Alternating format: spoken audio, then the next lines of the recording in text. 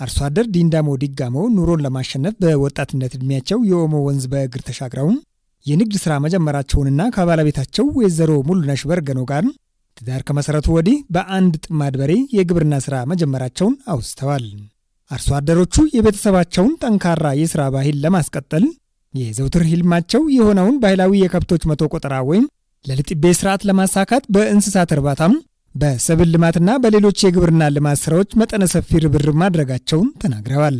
የትጋት ውጤታቸው ፍሬ አፍርቶ ዛሬ ላይ ባስመዘገቡት ውጤት ባፈሩት ሀብትና በእንስሳት ሀብት ልማት የጀግና አርሶ አደር ተምሳሌት በመሆን የልማት አምባሳደር መሆናቸውን የሀዲያና ጠንባሮ አርብቶ አደሮች አንድነት ማህበር አባላትና ቤተሰብ እንዲሁም ጥሪ የተደረገላቸው እንግዶች በተገኙበት እውቅናና የማዕረግ ስያሜ መሰጠቱን የማህበሩ ሰብሳቢ ገራድ ግርማ ባንጬ ተናግረዋል።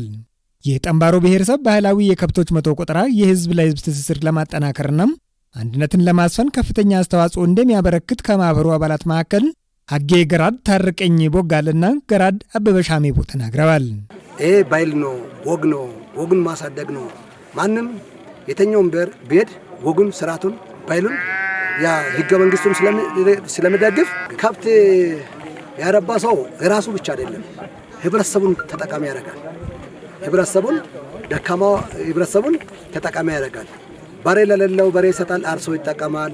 ወተት ለሌለው ከብት ገዝቶ ላሚቷን ይሰጣል፣ ወተት ይጠጣል። እርሻ አርሶ ይጠቀማል። ህብረተሰቡ በጣም ከባለቤቱም በላይ ህብረተሰቡ ነው ተጠቃሚ። ይሄ የተገኘ ነው ዛሬ በጠንባሮ ልዩ ወረዳ በባዳ ቀበሌ ነው የምንገኘው።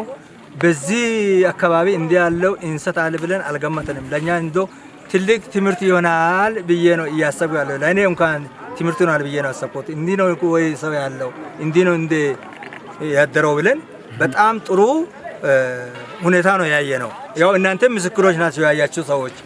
በመርሃ ግብሩ ላይ የተገኙት በማዕከላዊ ኢትዮጵያ ክልል የጠንባሮ ልዩ ወረዳ ዋና አስተዳዳሪ ተወካይ አቶ ዘለቀ ሌንደዶ እንደገለጹት የባዳ ቀበሌ አርሶ አደሮች ብልጽግናን በቤተሰብ ደረጃ ለማረጋገጥ የሚደረገውን ጥረት በማገዝ ረገድ ለልዩ ወረዳው ከፍተኛ አስተዋጽኦ እያበረከቱ ይገኛል። ከዚህ አርሶ አደር የኛ ሌሎች አርሶ አደሮች መማር የሚችሉት ሰው ሲሰራ ሲተጋ ባለው አቅሙን ተጠቅሞ አሟጦ ሲሰራ መለወጥ እንደሚቻል ይሄኛው አካባቢ ከቀድሞም ጀምሮ በጣም ለልዩ ወረዳው በተለይ የእንሰትን ምርት ወደ ገባ ከማቅረብ አንጻር በጣም የሚጠቀስ ምሳሌ የምን አካባቢ ነው። ከብት መቶ የቆጠረው ታላቅ ወንድማችን ዲንዳሞ ዲጋሞ በተለይ ለዚህ ሞዴል ነው። ከራሱ አልፎ ደግሞ ከቤት ኮንሰፕሽን ተርፎ ለገበያ የሚቀርብ ገበያን የሚያረጋጋ ምርት ማምራት እንደቻለ ከከብት ውጪ በተለይ ከግብርና ስራ ጋር ይሄ አንድ ሞዴል ወንድማችን ብለን ነው የምንቀበለው። የጠንባሮ ብሔረሰብ ባህላዊ የከብቶች መቶ ቆጠራ ስርዓት በመፈጸም ታታሪና ጠንካራ የስራ ባህል የሚያጎለብቱ አያሌ አርሶ አደሮችን ማፍራት እየተቻለ መሆኑን የገለጹት አቶ ዘለቀም ይህም ከግብርና ኢኒሼቲቮች መካከል የወተት መንደር አካል የሆነውን የእንስሳት እርባታን ለማዘመን አጋዥ እንደሆነም አመላክተዋል። የተካሄደው ባህላዊ የከብቶች መቶ ቆጠራ ለአርሶ አደር ዲንዳሞ ዲምቦሬና ለሙሉነሽ የገራድና የደንበሌ ማዕረግ በመስጠት ተጠናቋል።